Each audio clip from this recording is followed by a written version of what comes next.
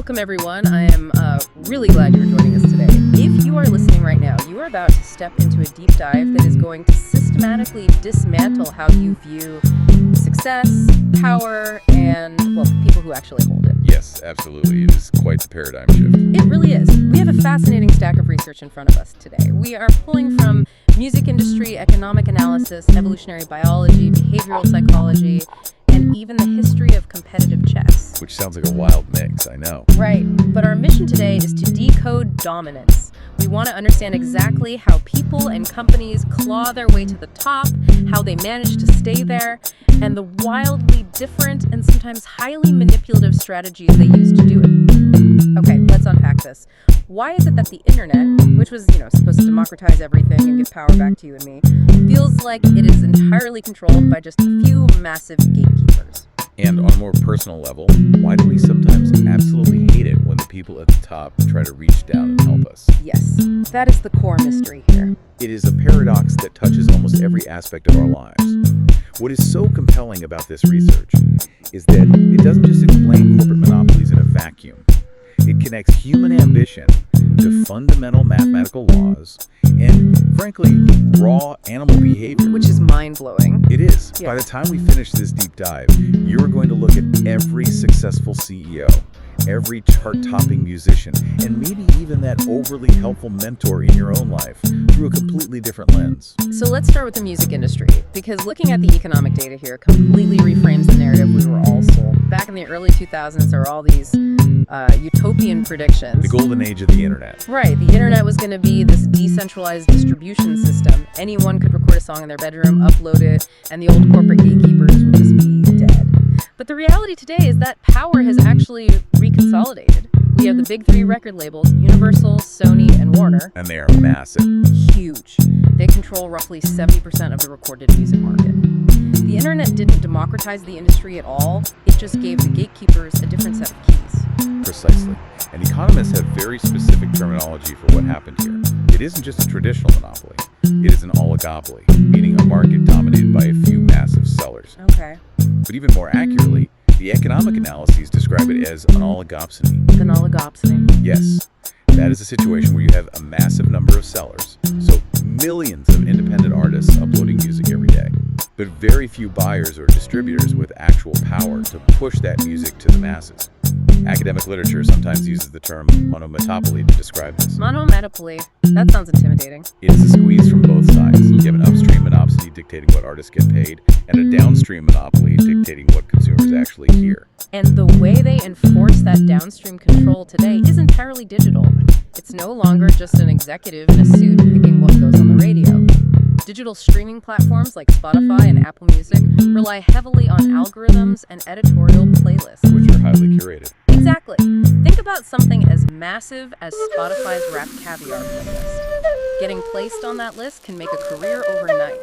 But because of massive, complex licensing deals, those algorithms naturally favor the. It is a new era of algorithmic. And they adapted so quickly. They really did. The major labels survived the brutal decline of physical CD sales by pivoting to a 360 deal strategy.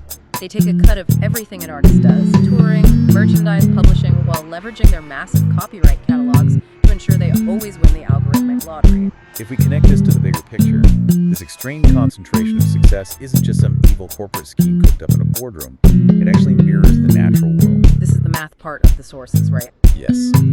Economists refer to this as the superstar economy, and it is governed by mathematical principles like the power law and the Pareto principle, also known as the 80-20 rule. In this context, it means a tiny fraction of artists are hoarding the vast majority of the streams. While millions of others just fight over the remaining scrap. Exactly. The math literally dictates that a highly connected system, like the internet, will naturally funnel resources to the top. Biologically speaking, this is driven by cumulative advantage, which sociologists call the Matthew effect. The rich get richer? The rich get richer, and success inherently breeds more success. Zipf's law models this perfectly in linguistics and city populations, and it applies right back to streaming numbers. Wait, so you are saying this massive inequality we see in music streaming isn't just a byproduct of modern capitalism. We see the same skewed distribution of resources resources in nature. Absolutely.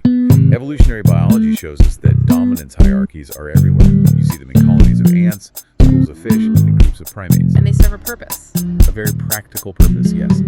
They structure social life and regulate conflict.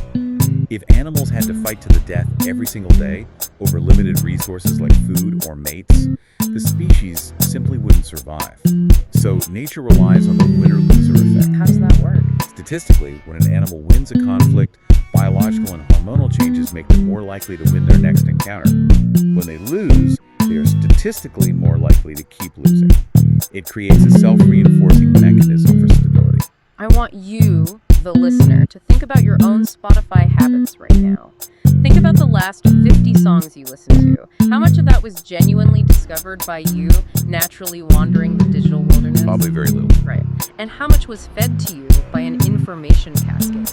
An algorithmic recommendation loop that is mathematically designed to reinforce that top 1%. It really makes you question how much agency you actually have over your own tastes. It does. But this brings us to a really interesting point from the ethology research. If natural hierarchies funnel resources to the top, how do the dominant winners protect their spot from the millions at the bottom? It all comes down to how dominant individuals perceive need. In both human and non-human species, when a subordinate tries to gain access to a limited resource, the dominant individual almost always interprets that as a direct threat. It's an attack. Right. It is rarely just about the food or the territory. It is perceived as an attack on their status. The behavioral studies on this are fascinating. Take dogs, for example. People often label resource guarding, like a dog growling over a bone, as dominance. But behaviorists show it's really driven by the dog's perceived right to feel safe and secure its resources. Yes, and the primate studies mirror this. Look at female gorillas. Researchers note that female gorillas become highly aggressive toward powerful group members when their own energetic needs are high, such as during reproduction. They simply need more calories to survive.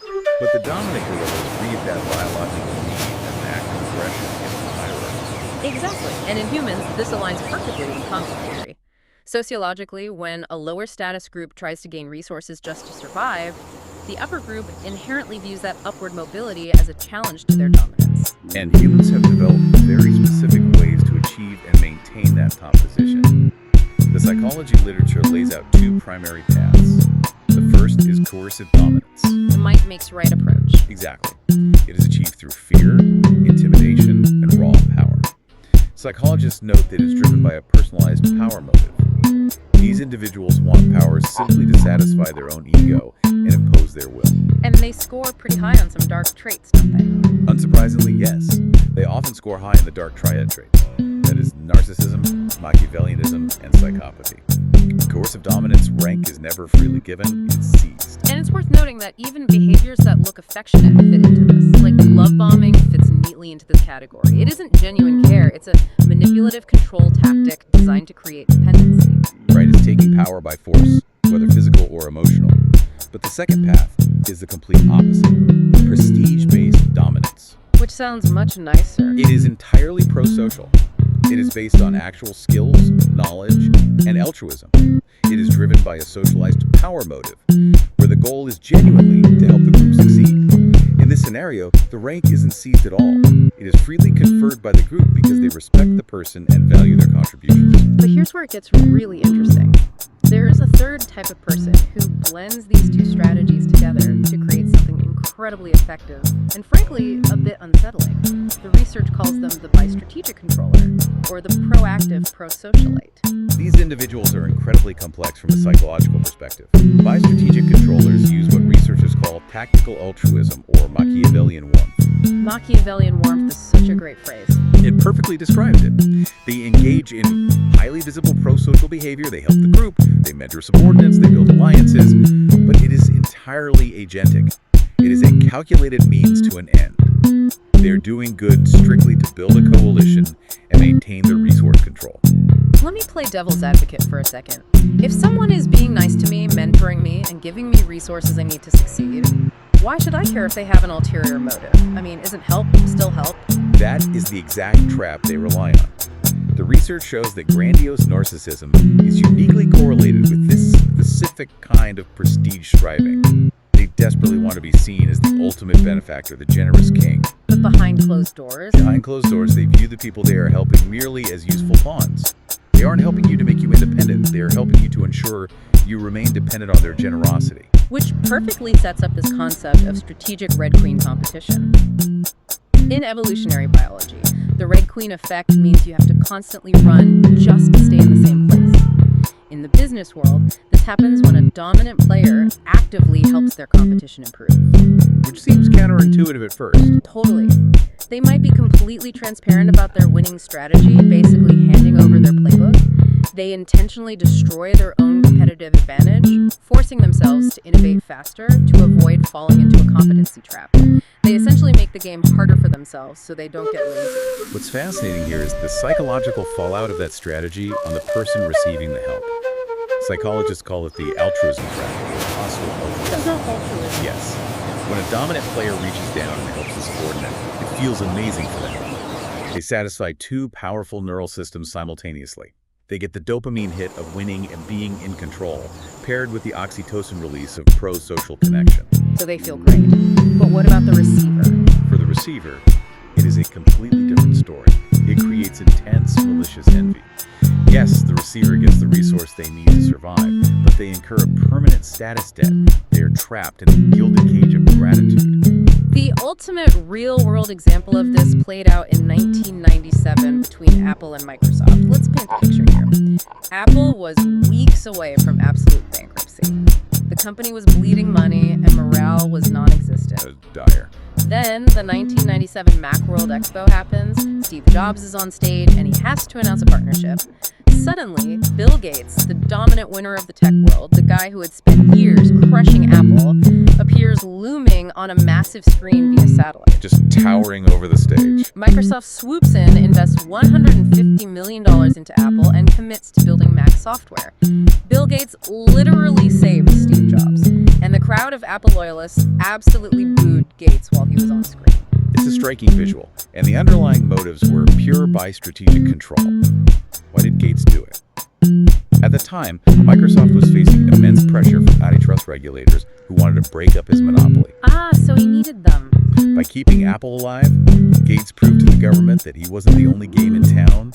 He needed a competitor to survive, to protect his own empire. Meanwhile, Steve Jobs had to stand on that stage, swallow his pride, and tell his own booing fans that Microsoft didn't have to lose for Apple to win. He must have been agonizing for Jobs. He essentially had to admit, we only survive because our biggest enemy allows it. Exactly. And for years afterward, Microsoft used this bailout as a reputational shield. Business strategists call this the architect excuse. Microsoft loyalists could always deflect criticism by saying, Apple only exists today because we saved them. The ultimate co-opetition power move. It was. But from a psychological standpoint, it only fueled Apple's long-term resentment. The receiver of hostile altruism never forgets the humiliation of being saved by their rival. It lit a fire under Apple that eventually led to the iPhone and their massive resurgence. This theme of dominant winners using help or grace as a weapon transitions perfectly into individual psychological warfare. We see this exact dynamic playing out right now in the chess world. The analysis of the rivalry between Magnus Carlsen and Gukesh D is fascinating. It really is a perfect case study. Magnus Carlsen is the prestige champion. He's the guy everyone acknowledges as the true number one, even though he stepped back from defending his title. Gukesh D is the official FIDE world champion. Carlsen's approach to Gukesh is a masterclass in the bi-strategic method. Before they play in faster formats, Carlsen will often subtly downplay Gukesh, labeling him as a presumably weaker player in that specific style that lowers expectations. But afterward, especially if Gukesh performs exceptionally well or pushes Carlsen to the brink, Carlsen pivots to what observers call rare praise. He highlights Gukesh's incredible work ethic and calculation skills. Into a casual observer, that just looks like good sportsmanship. But the analysis points out that this praise is actually a tool called strategic transparency. Exactly. By heavily praising the hard work in the process, Carlsen frames Gukesh's success as part of a system that Carlsen already fundamentally understands as masculine. It implies, I recognize your hard work because I've already done it. So he stays on top. Yes, it keeps Carlsen in the position of the ultimate judge conferring status. Furthermore, when critics or loyal fans try to defend Carlsen after a rough game, they often lean on the excuse that Carlsen simply blundered or made a highly uncharacteristic mistake. Which protects Carlson's ego because it implies he only ever loses when he beats himself. It completely denies Gukish's agency and skill in actively forcing a win. Precise. As a fan, watching this kind of perfectly gracious, untouchable behavior from a dominant winner can actually be incredibly irritating. You want to see them sweat, and when they don't, it feels condescending. The psychological term for this reaction is do-gooder derogation. It is a very real phenomenon. It is our natural human tendency to despise perfect, morally motivated helpers. Why? Because their flawless grace makes everyone else feel completely inadequate. If a champion is too good to even be angry about losing, it feels like they are sitting on a moral high horse looking down at the rest of us. It feels fake. Exactly. It is the exact reason why fans, often secretly or very openly, prefer the raw winner. The appeal of the raw winner comes down to a concept called epistemic transparency, or radical authenticity. Think of athletes like Mike Tyson in his prime, or Michael Jordan. They didn't hide behind pro-social excuses or pretend to be gracious losers. They openly admitted they loved dominating their opponents. And as a society, we actually deeply respect that honest ego. We do, because it validates the struggle of the game. When a winner celebrates intensely or even talks trash, they are actually complimenting the loser. They are signaling to the world, you were a massive threat, and surviving you required everything I had. So there's no status debt. Exactly. Fans and competitors alike respect that raw honesty far more than the calculated warmth of fake help.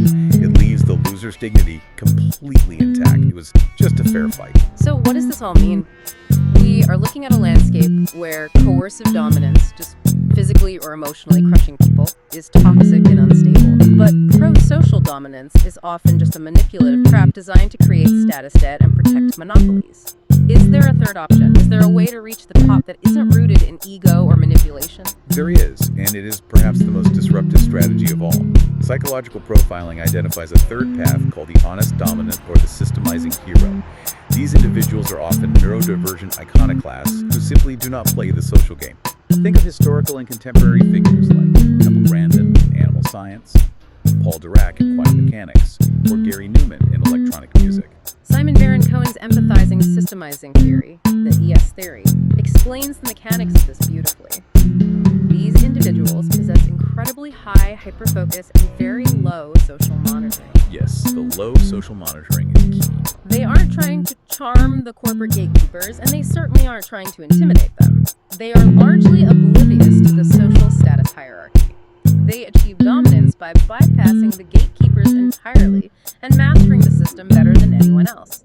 Their dominance is based purely on the undeniable fact that competence is right. And this is their greatest shield. Because their extreme honesty is temperamental, not a calculated public relations strategy, they are completely immune to that do-gooder derogation we just talked about. People don't hate them for being good. Right.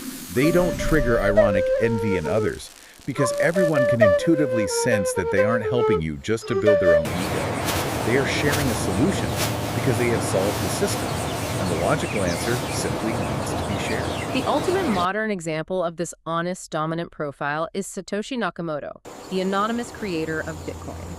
Think about what they did.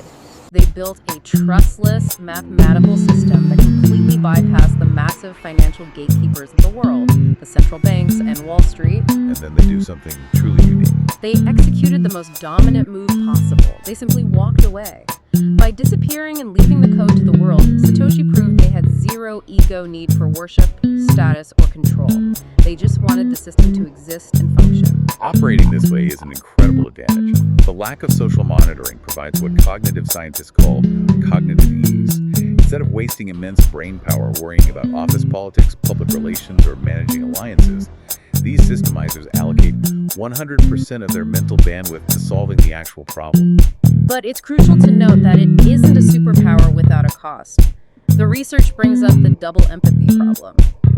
Because these systemizing heroes are so deeply focused on the logic of the work and so oblivious to social maneuvering, they can completely miss the sabotage coming their way from envious gatekeepers. That is the danger. They assume everyone else is playing a logical game of merit, completely unaware that the people around them are playing a ruthless game of status.